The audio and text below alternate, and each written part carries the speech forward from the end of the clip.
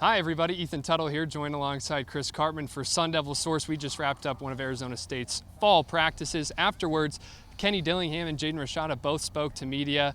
Jaden was named the starter today after practice. Chris, what was the surprise of that for you based off the fall ball we've seen so far? Well, look, Rashada came in only a day or two before spring practices. Clearly he was trying to learn and get up to speed, right? And he wasn't nearly as good as Trenton Bourguet or Drew Pine. Felt like as August unfolded, you could see clear improvements that were very steady.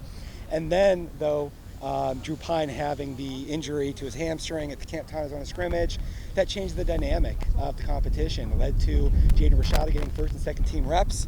He had a very good week. I thought Trenton Bourguet didn't have as good of a week subsequently, including in a Wednesday scrimmage.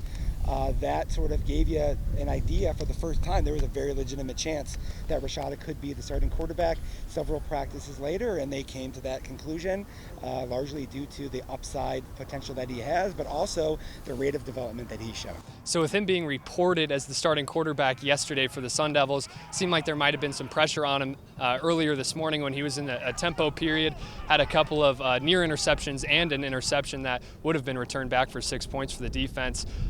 What are your thoughts on his development since he's gotten here and where his game's at right now heading into week one? Yeah, I think the mental part is so huge, right? And he said in the face of 30 reporters today that nothing phases him. And we're going to see if that's true or not. I think we're going to find that out, Ethan. I don't know. He does have a very even keel demeanor. Disposition is one that I think is malleable, that you can work with it. But, do you get down on yourself if you start to make mistakes out there, throw interceptions, have bad things go wrong? Does the body language change? What kind of things happen as a result of that? That's kind of what I want to see.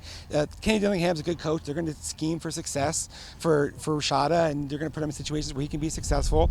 But the maturity and how you handle that with your teammates and everything else with 40,000 people plus in the stadium, that's going to be difficult.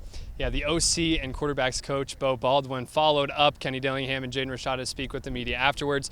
Some questions just being directed towards him about Jaden's leadership role so far. He is a freshman, still getting the grips on the team and all the guys within the locker room as well.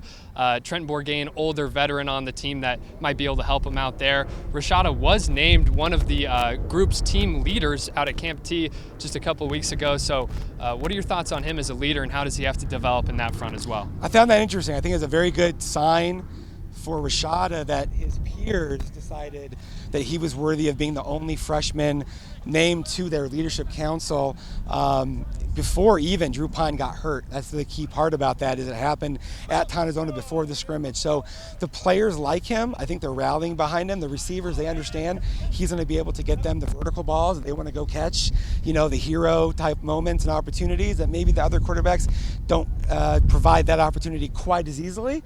But he's going to have to do all these other things, managing the scheme and making smart decisions and understanding 2-minute drills and 4-minute offense where you're trying to hold the football. And there's a lot that they're throwing at him, but I feel like he did, as they narrow down the playbook, preparing for Southern Utah, his overall success rate has continued to increase.